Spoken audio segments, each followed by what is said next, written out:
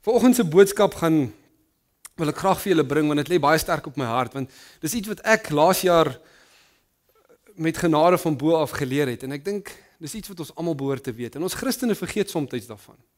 Maar voor ek begin wil ek graag vra net, wat is julle gedagte van die Heilige Gees?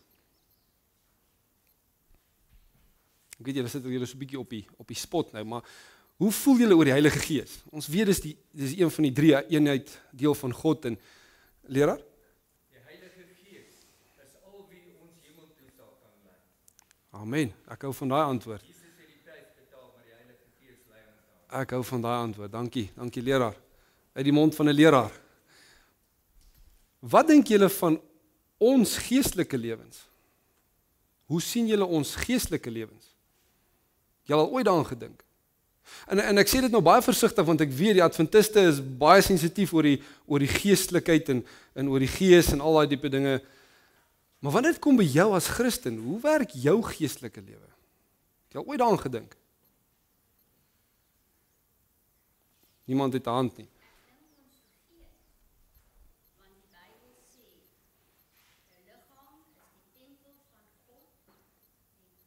Ja.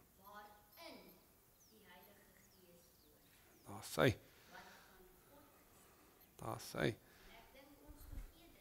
Ja.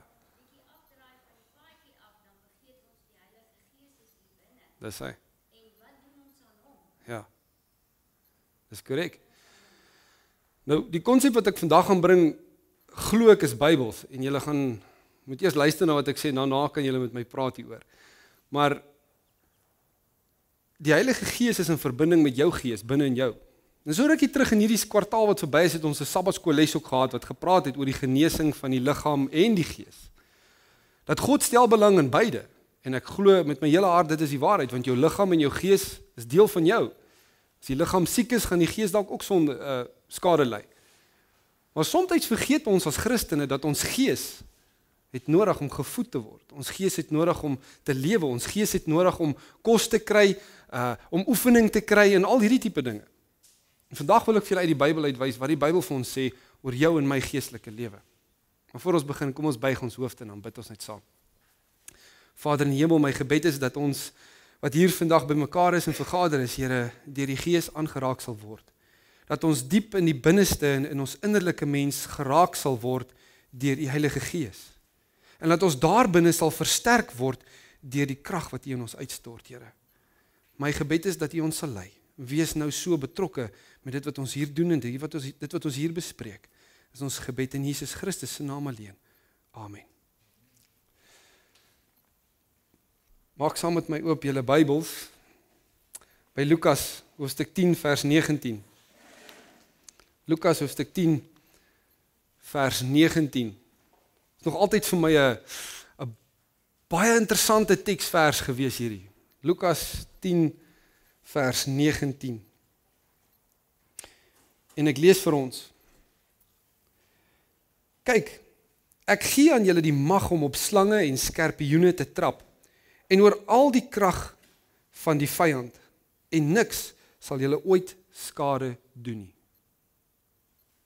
En dan weer lees. Kyk, en dis Jesus wat in die woord is. Ek gee aan julle die mag om op slange en skorpioene te trap en oor al die krag van die vyand, en niks sal julle ooit skade doen nie. Tot sover. Dis waar Jesus vir die disippels gesê het, gaan uit. Dis wat ek julle gee. Ek gee julle die krag, ek gee julle die mag om op skorpioene en slange te trap, en selfs die genoeg krag wat jy gaan hê om selfs die vyand se krag te oorwin. Daai krag kan God vir ons gee. Thomas Aquinas was eendag genooi daar na Rome toe, na die paus toe.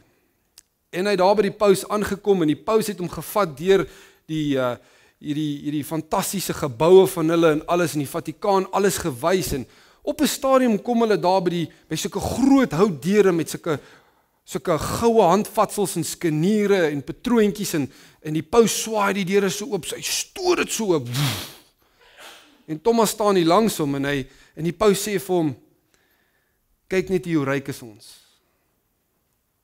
Ons kan nie sê soos Petrus gesê het, goud en silwer het ons nie. Kyk hier. En Thomas Aquinas wat gevul was met die Gees van God, sê vir hom, maar jy kan ook nie sê, staan op in die naam van Jesus en loop nie. En dit het my laat dink, het ons Christene nog steeds die krag wat ons veronderstel is om te hê? Die krag wat die Heilige Gees in ons inwerk? Of het ons soms vergeet wie ons is? Dat ons kinders van God is en dat ons werklik waar deur sy Gees ingewerk word in ons binneste? Efesiërs hoofstuk 2 vers 1. Efesiërs hoofstuk 2 vers 1.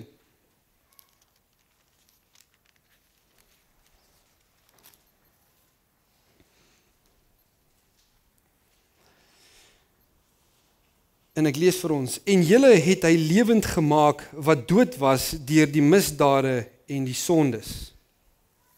En dan gaan hy aan daar verder. Ons het geraak hieraan in die begin toe ons gepraat het van die begin van die naweek, dat wanneer ons Jesus Christus ontmoet, dan sterf ons vir onsself, vir die vlees en vir dit wat vir die vlees belangrik is. Ons laat toe dat die Heilige Gees binne in ons begin leef. Die nuwe jy word gebore. En binne in jou word die Heilige Gees sterker en sterker en hy groei, soos wat jy saam met Christus jou pad stap. Jou redding is vasgemaak deur jou geloof in Jesus Christus met die genade van God. Dan is jou plig en jou karakter, soos ons gehoor het wat Jacques ook gepraat het van, is jou karakter is deel van soos die vrug van die Gees, hoe dit moet werk in jou lewe. Hoe manifesteer die vrug van die Gees homself in jou? Deur jou woorde en jou dade. Jou woorde van God, die woorde teenoor jou medemens en in jou dade. Maar nou gaan dit oor 'n ander aspek. Die geestelike jy, die innerlike mens. Johannes hoofstuk 3, en dit is my fantasties hoe die Heilige Gees werk, en vanoggend is dit ook aangehaal, en Jacques het ook daar gepraat. Johannes hoofstuk 3, julle kan saam met my blaai sien toe, om vir julle daai gedeelte lees, van die man wat skaam was vir sy vriende, wat vir Jesus kom sien het in die nag. Johannes hoofstuk 3 vanaf vers 1. En daar was 'n man uit die Fariseërs met die naam Nikodemus, 'n owerste van die Jode. Hy het in die nag na Jesus gekom en vir hom gesê, Rabbi, ons weet dat u 'n leraar is wat van God gekom het, want niemand kan hierdie tekens doen wat u doen as God nie met hom is nie. Jesus antwoord hom en sê vir hom, voorwaar ek sê vir jou, as iemand nie weergebore word nie, kan hy die koninkryk van God nie sien nie. Nikodemus sê vir hom, hoe kan 'n mens as hy oud is gebore word? Hy kan tog nie 'n tweede keer in die skoot van sy moeder ingaan en gebore word nie? Jesus antwoord, voorwaar ek sê vir jou, as iemand nie gebore word uit water en gees nie, kan hy die koninkryk van God nie ingaan nie. Want uit die vlees, wat uit die vlees gebore is vlees, en wat uit die gees gebore is gees. Moenie jou verwonder dat ek vir jou gesê het, julle moet weer gebore word nie. En hoor nou mooi wat sê hy, die wind waai waar hy wil, en jy hoor sy geluid, maar jy weet nie van waar hy kom nie, en waarheen hy gaan nie. So is elkeen wat uit die gees gebore is. Tot sover. Wie van julle het al ooit die wind gesien?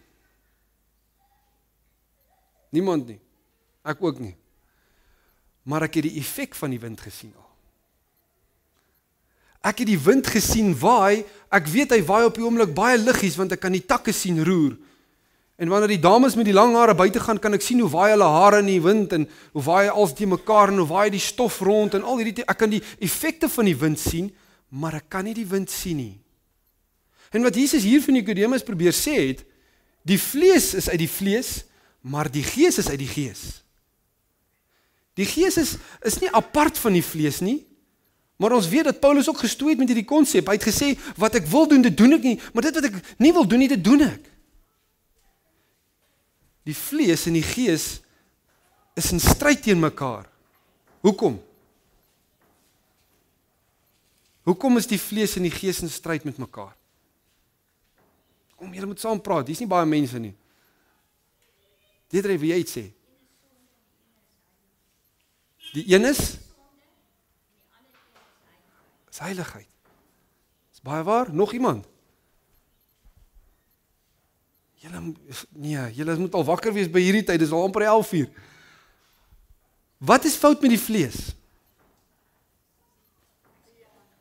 Eie ek. Daar som het omtrent klaar als op. Wat nog? Hoe voel julle oor die vlees? Wat is die vlees? Wat is die probleem van die vlees? Sondige natuur.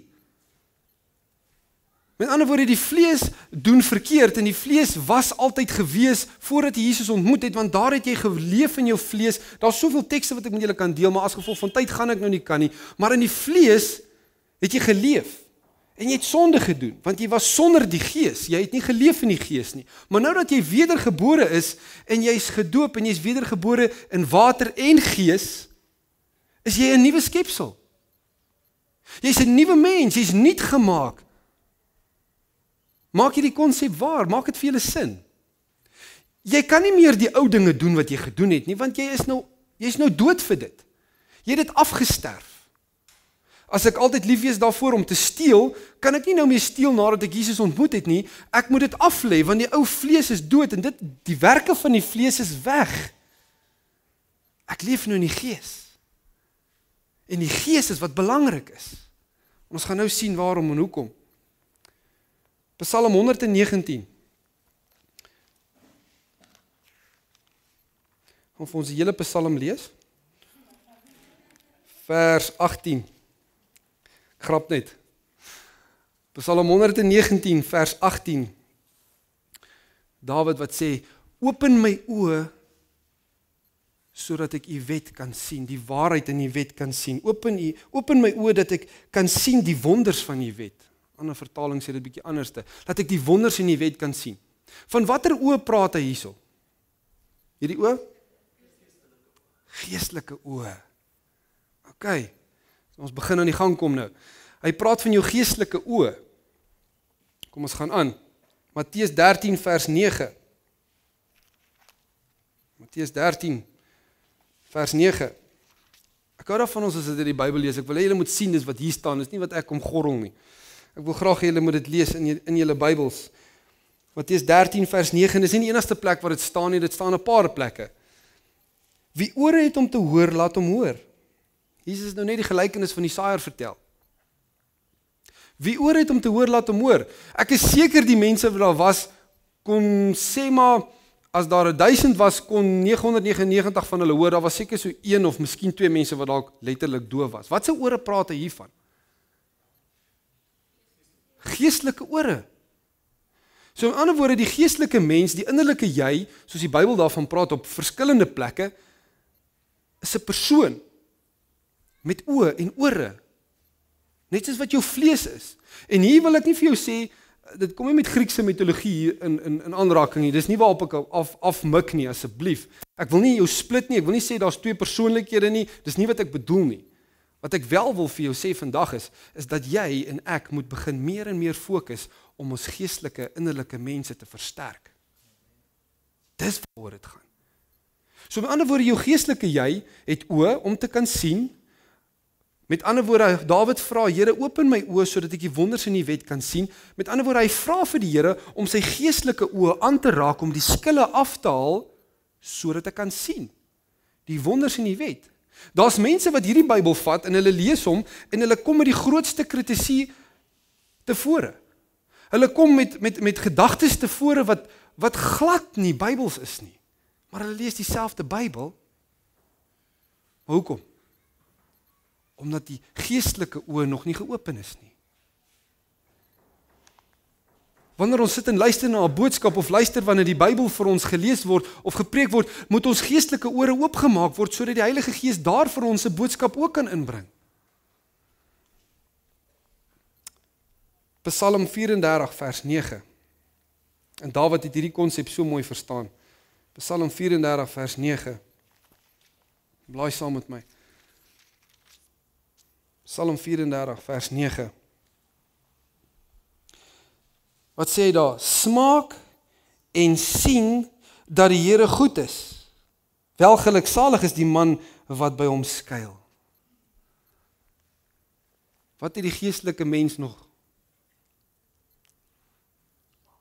Smaak.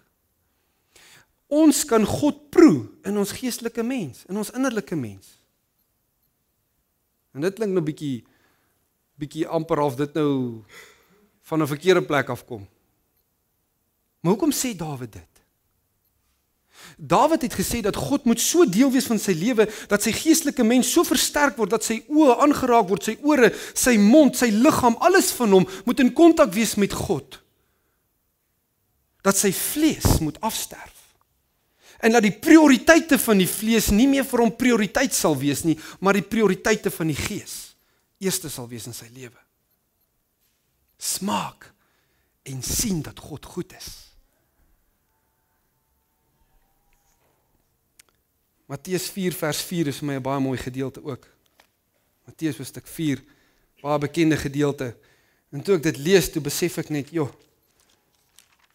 Here, dit is presies waaroor dit gaan. Jesus het self hierdie konsep ook so verstaan en ook so uitgeleef. Matteus hoofstuk 4 vers 4. Jesus was in die woestyn hierso besig met die versoeking en na 40 dae wat hy nie kos gekry het om te eet nie. Ek wil net vra, hoe sal ons lyk na 40 dae sonder kos?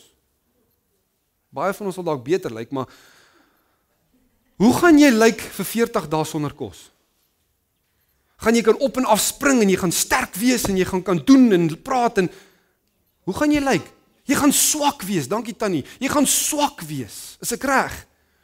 Jy gaan flou wees. Jy gaan nie krag in jou liggaam hê nie. En wat doen die Satan hier met Jesus? Vers 3 begin hy al. En die versoeker het na hom gekom en gesê, as u die seun van God is, sê dat hierdie klippe brode word. Kyk hoe lyk jy? Jy dink jy's die seun van God. Dink jy die mense gaan vir jou luister as jy so lyk? Daar's klippe man, maak dit brood, eet daarvan. Wat sê Jesus vir hom? Kom ons lees dit, vers 4. Maar hy antwoord en sê, dis nou Jesus wat antwoord, daar is geskrywe, 'n mens sal nie van brood alleen lewe nie, maar van elke woord wat deur die mond van God uitgaan. Wat sê Jesus hier?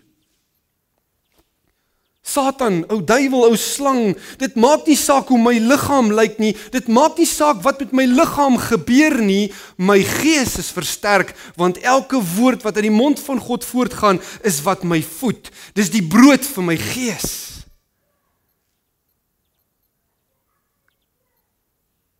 Hoe eet ons? Vir ons gees. Is ons gees gevoed? Somtyd sê ek vir die mense, as jy nie nou vashou aan jou stoel nie, as jy vir 'n oomblik net gou kan in daai konsep gaan dink vir jouself, kyk na jou geestelike mens, hoe volgroeid is jy al, hoe sterk is jy al? Baie van ons wat dalk hier sit is al geestelik anoreksia. Dit gaan jy vir jouself kan antwoord. Want ek voed my liggaam, maar ek voed nie altyd my gees soos ek moet nie. Ek spandeer nie my tyd in die woord nie, en ek spandeer nie my tyd op my knie in gebed nie, en ek spandeer nie genoeg tyd saam met God en die Heilige Gees in my lewe nie. Ek voer net my liggaam en ek doen wat vir my liggaam belangrik is, maar ek fokus nie op my gees nie. Daar's nie brood nie, daar's nie voedsel nie, daar's nie lewende water vir my gees nie, want dit is net die vlees. Psalm 51 vers 7, hierdie was al 'n mooi psalm, blaai saam met my, Psalm 51, baie bekende gedeelte. Dawid, 'n man so na God se hart, 'n ou wat alles wat hy gedoen het, oordentlik gedoen het. As hy gesondig het, het hy dit oordentlik gedoen. Hy het nie net moord gepleeg nie, hy het egbreek gepleeg, hy het al 10 van die gebooie op een slag gebreek, sonder om te blik en te bloos. Maar as hy berou gekry het, het hy geweet om te berou. Hy het geweet om homself te ontmoedig voor God. Hy het geweet dat hy gesondig het teen God. Psalm 51 vers 7. Kyk, in ongeregtigheid is ek gebore, in sonde het my moeder my ontvang. Kyk, u het 'n welgevalle aan waarheid in die, wat staan daar? Binneste. En in die verborgene maak u aan my wysheid bekend. Ontsondig my met hysop dat ek kan rein wees, was my dat ek witter kan wees as sneeu. Waarvan het Dawid hier gepraat? Het hy gesê, Here, ek gaan nou na die Jordaanrivier toe en dan moet U my nou kom was daar dat ek kan skoon word. Waarvan het hy gepraat? Van wat, die vlees of die gees? Van die gees. Want wat gebeur, waar sondig ek? In my vleeslike lewe. Waar val die Satan jou aan? Op watter aspekte val hy jou aan? 5 van hulle. Sintuie.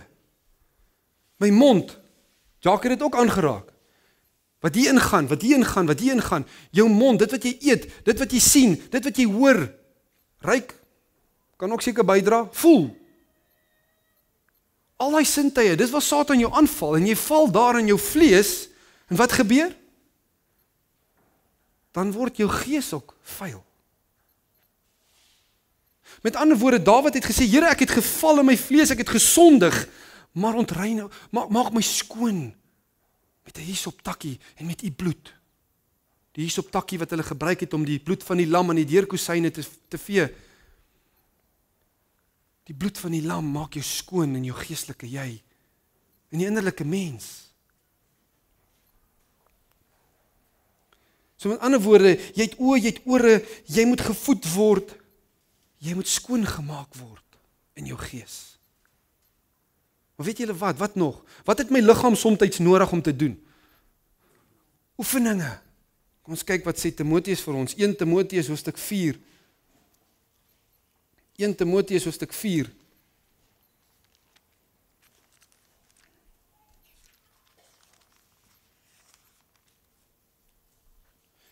Vers 7 en vers 8.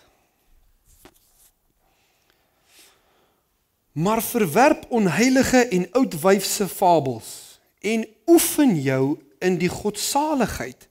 En hoor wat sê vers 8, hoor nou mooi. Want die liggaamlike oefening is tot weinig nut, maar die godsaligheid is nuttig vir alles, omdat dit die belofte van die teenwoordige en die toekomende lewe in het. Met ander woorde, wat hy vir ons hier sê, die vlees is nie so belangrik soos die gees nie. Wanneer jy Jesus Christus ontmoet en hy deel word van jou lewe, dan word jou gees gevoed en gebou saam met Christus. En die Heilige Gees leef binne in jou liggaam. Jou liggaam is belangrik, want dit huisves die Heilige Gees. En in die Heilige Gees en jou gees werk saam en groei. Binne in jou begin hierdie vlam brand, hierdie kool van die altaar van God af, word binne in jou in die brand gesteek, en daardie vlam groei, en dit word groei, en dit word sterker. 2 Korintiërs hoofstuk 4.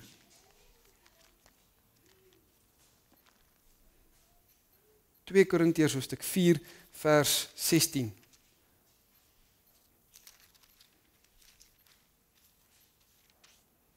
Vanaf vers 16.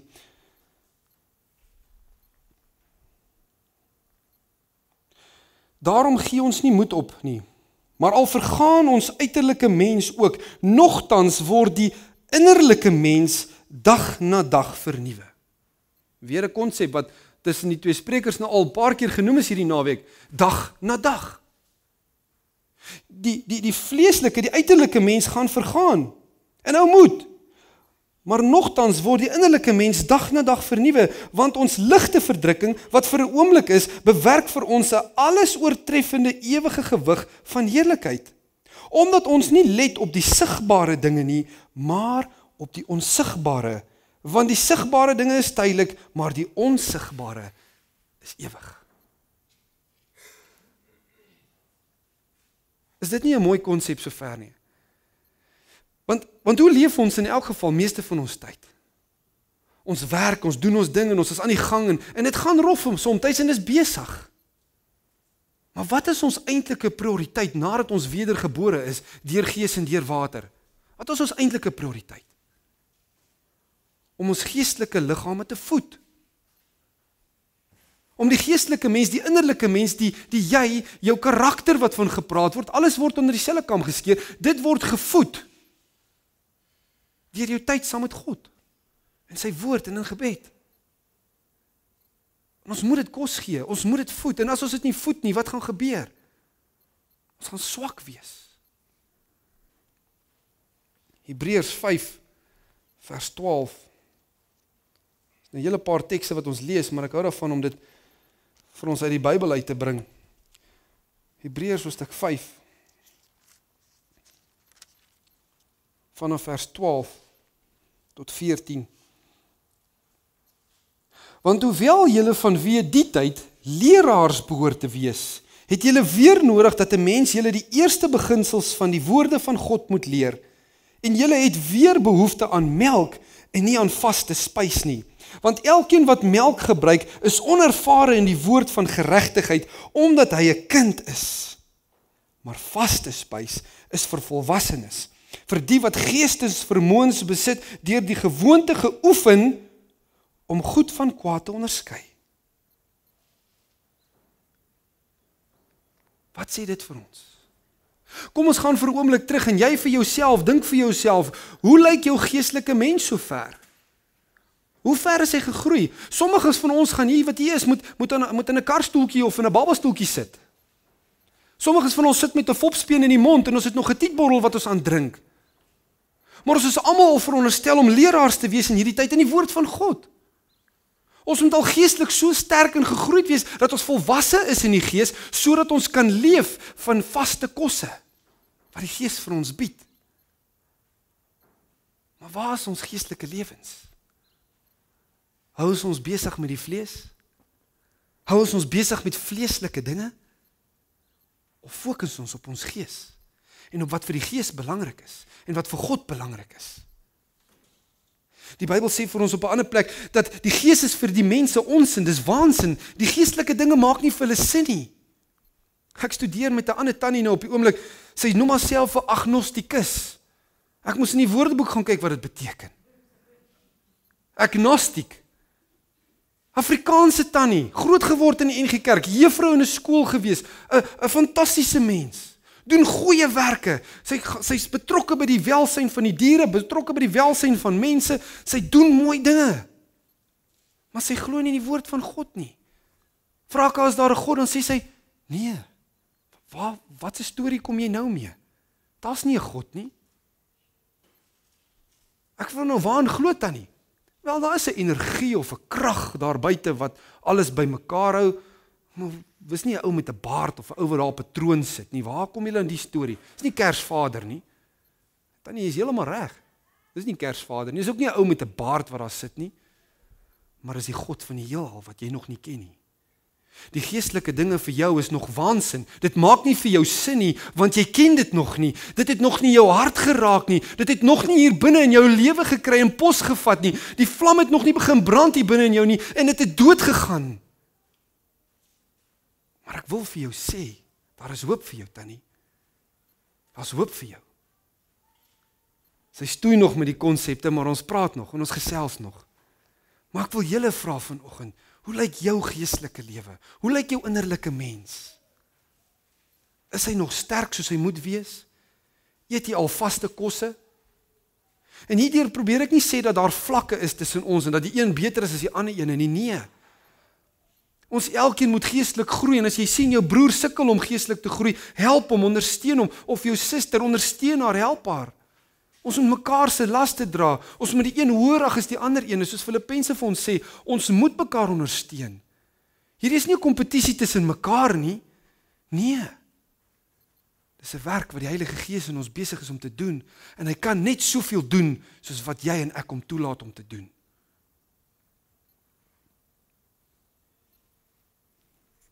Bring my by die ander teks. Ek nou nie op my notas het nie, maar Efesiërs hoofstuk 3. Ek kan saam met my seun toe blaai. Efesiërs hoofstuk 3. Hier van vers 14 af. Paulus skryf hierdie gebed aan die Efesiërs. En hy sê, is Efesiërs hoofstuk 3 vanaf vers 14, om hierdie rede buig ek my knieë voor die Vader van ons Here Jesus Christus, van wie elke geslag in die hemele en op die aarde sy naam ontvang, dat hy aan julle mag gee, let mooi, na die rykdom van sy heerlikheid, om met krag versterk te word deur sy gees in die, wat staan daar heel laaste 2 woorde? Innerlike mens. Nou wil ek jou vra, onthou julle wat het gebeur met Moses nadat hy op die berg was en hy het afgekom weer tussen die volk in? Wat moes hy doen? Hy moes sy gesig toemaak. Hoekom? Hy was in die teenwoordigheid van God gewees. Hy het so geskyn van die heerlikheid van God dat hy sy gesig moes bedek, want die mense kon hom nie aanskou nie. Hulle kon nie vir hom kyk nie. Want sy gees was so versterk deur die teenwoordigheid van God, dat dit selfs deur sy liggaam deurgeskyn het na buite toe. Dink bietjie mooi oor hierdie konsep. Hy was fisies by God gewees, maar geestelik was hy ook so versterk, dat sy hart gebrand het die binnekant, dat die geestelikheid so deur hom geskyn het, die heerlikheid van God het so deur hom geskyn, dat die mense hom nie eens kon aanskou nie. Op watter vlak is ons geestelikheid? Wat dink jy wat gaan gebeur as God die volheid van sy krag na die heerlikheid van sy rykdom, wat hierdie teks vers 16 vir ons sê, binne in jou vlees uitstort? Wat gaan gebeur? Wat gaan gebeur as God die volheid van sy krag in jou en my vlees kom uitstort? Ja, maar ek dink eerder ek sal dood neerval en sterf. In my vlees. As God in sy heerlikheid met al sy krag voor my moet verskyn en sy heerlikheid op my probeer neersit in my vleeslike lewe. Want wat is fout met my vlees? Dis sondig. Dis vuil, dis onrein, dis stikkend. Maar wanneer God kom en na die rykdom van sy heerlikheid, sy krag in my geestelike lewe uitstort, wat gaan dan gebeur? Dan gaan ons skyn deur die vlees na buite toe. Wanneer God jou innerlike aanraak en jou hart raak, die geestelike jy aanraak, dan kan hy deur jou werk, hy kan met jou doen wat hy nodig het om te doen. Jy kan wonderwerke verrig wanneer daai krag binne in jou gees vervul is en wanneer jy versterk is deur die gees van God na die rykdom van sy krag. Ek lees dit weer vir julle. Dat hy aan julle mag gee na die rykdom van sy heerlikheid om met krag versterk te word deur sy gees in die innerlike mens. Sy heerlikheid van sy krag deur sy gees in ons. Is nog steeds nie jy of ek nie, is God se krag wat binne in ons versterk word. Martinus, hoe kry ons dit? Hoe kom ons op daai vlak? Hoe beweeg ons in daai rigting in? Blaai saam met my Jakobus hoofstuk 4. Jakobus hoofstuk 4 vers 1 tot 3.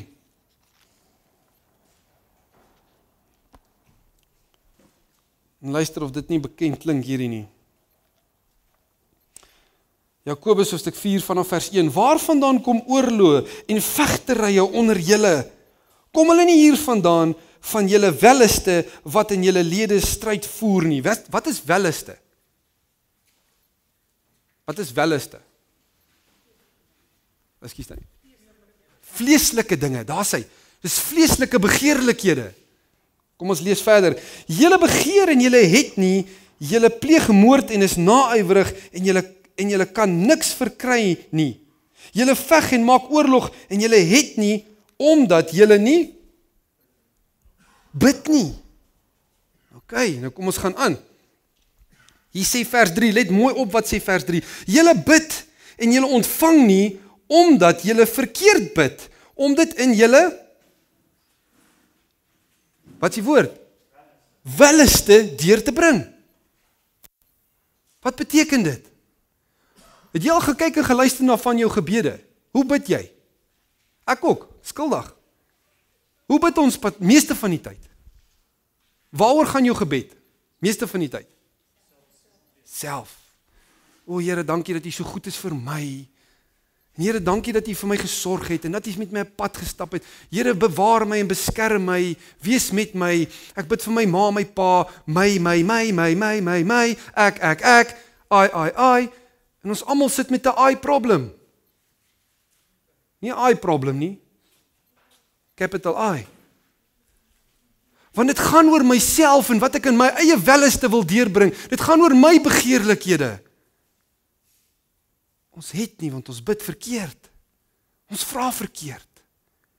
Here, versterk my in my innerlike mens. Stort U volheid na die rykdom van U heerlikheid, van U krag, deur die Heilige Gees in my lewe. Stort dit uit, sodat ek versterk kan word hier binne.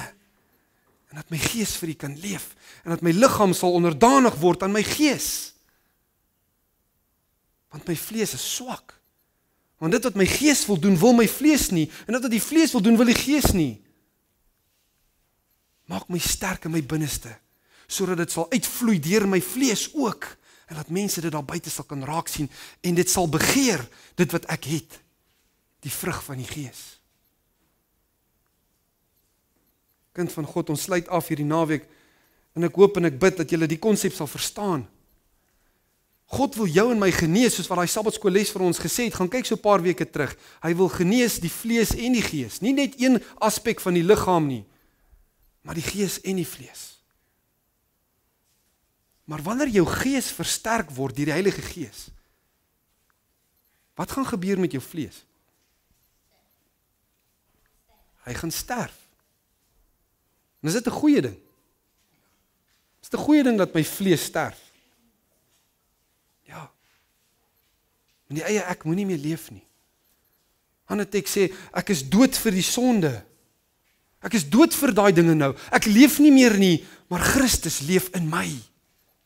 Christus is in my binneste. Hy leef hier binne in my, deur sy gees en deur die rykdom van sy heerlikheid, leef hy met al sy krag binne in my. En al daai krag is vir jou en my beskikbaar, wanneer jy in verbinding is met God. Dink bietjie mooi oor hierdie konsep. Is dit nie bietjie wow nie? Ek dink dit is fantasties. Want jy weet, ons vergeet soms wat is ons identiteit. Ons het hierdie identity crisis, ons vergeet partymal. Ons is kinders van God. Ons het sy krag en sy heerlikheid in ons binneste en ons kan dit uitleef. Wanneer laas was jy 'n potensiële wonderwerk gewees vir iemand anders? Wanneer laas het jy toegelaat dat God deur jou lewe kan werk en kan spoel sodat hy ander mense se lewens kan aanraak? Wanneer laas het jy die kans gegee dat God deur jou kan werk en wonderwerke deur jou laat gebeur? Nee, ons lees dit altyd in ander boeke van ander mense wat sendelinge is daar in die Grammadulas. Dis hulle het hierdie wonderwerke. Ek het nie tyd vir dit nie. Hier is 'n besige lewe. Ons het ons studies, ons het ons werk, ons het die plaas, ons het alles wat ons moet in gedagte hou. Ek het nie tyd hiervoor nie. Wanneer laas het jy gebid en gevra dat God jou sal versterk na die rykdom van sy heerlikheid in jou binneste? Want weet jy wat gaan gebeur wanneer al daai volheid van God se krag in jou binneste uitgestort word? Wat gaan gebeur? Wat is die eerste teks wat ons gelees het?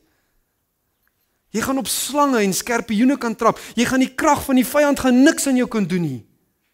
Want jy's versterk in jou binneste. Maak dit sin? Maak dit sin vir julle? Gaan ons dit leef?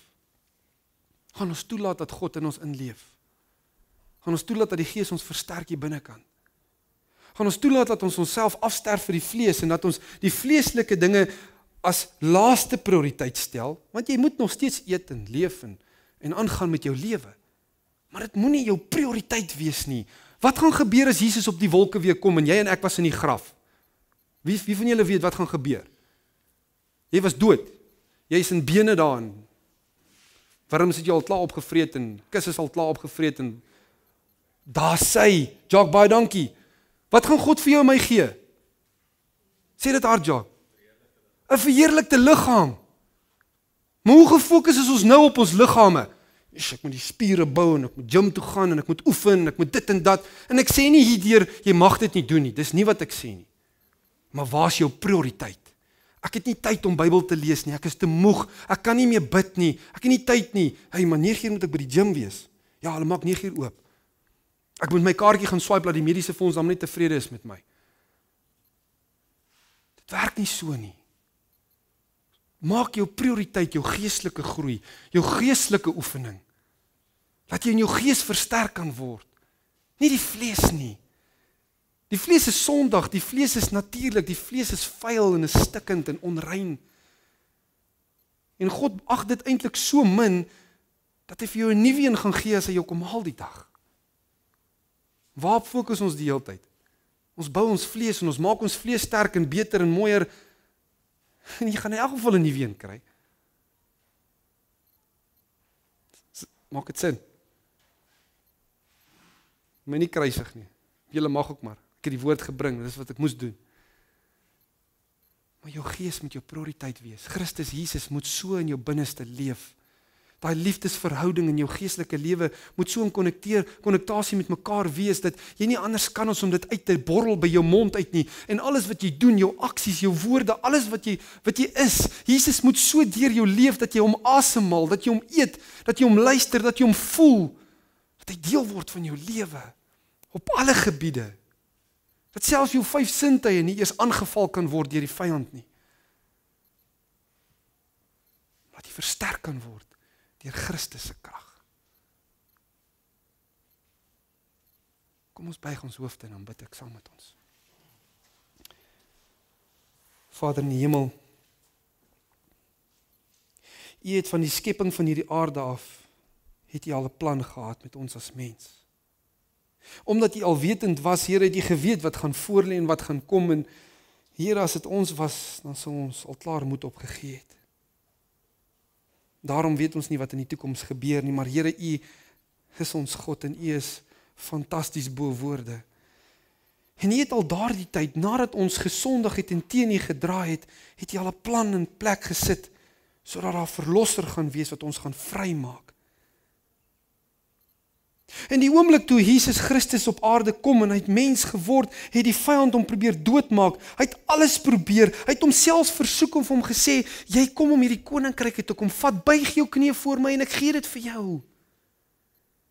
Maar selfs die vyand het nie eers verstaan hierdie konsep van die geestelike innerlike mens nie. Want Jesus was nie hier om 'n aardse koninkryk te kom vat nie. Hy was nie hier om 'n aardse koninkryk te kom opbou nie. U het gekom om 'n geestelike koninkryk op te bou, met geestelike soldate, met geestelike inwoners, met geestelike mense, met liefde en geestelikheid in hulle harte. Dis waarvoor Jesus gekom het. Hy het gekom om ons sterk te maak in ons binneste. Dat dit maak nie saak hoe swak ons vlees is nie, dat ons gees sal versterk word deur die gees wat binne in ons leef, sodat dit sal wegbrand en wegval en wegvat alles wat nie van U af is nie, Here. Dankie vir hierdie plan wat U vir ons in plek gesit het. Al wat ons nou moet doen is om ons fokus op U te plaas en toe te laat dat U Gees deur ons en in ons werk. Here, ons kom as 'n groep mense na U toe vandag en ons lê onsself voor U voete neer. Ons gee onsself as instrumente in U hande en mag U deur die Heilige Gees binne in ons werk, sodat ons versterk sal word tot eer en verheerliking van U naam. Wees U met ons. Waar ons uit mekaar uit gaan, bewaar ons, Here, sodat ons aan kan gaan om die werk van U te kan doen en dit klaar te maak. Gee ons die wysheid en insig wat ons nodig het om dit te doen, maar Here, boven alles, versterk ons in ons binneste, sodat ons U heerlikheid kan uitleef na buite. My gebed is dat U met een en elkeen sal wees, en dat U hulle sal seën, en dat die Heilige Gees teenwoordig sal wees in hulle lewens, en dat U hulle sal lei op 'n pad van waarheid en diepte met U. En dat ons nooit sal vergeet wat U vir ons gedoen het nie, en wat U nog steeds besig is om vir ons te doen nie. Dankie vir U liefde, dankie vir al U genade, en bo-op dit, Here, dankie vir al U geduld.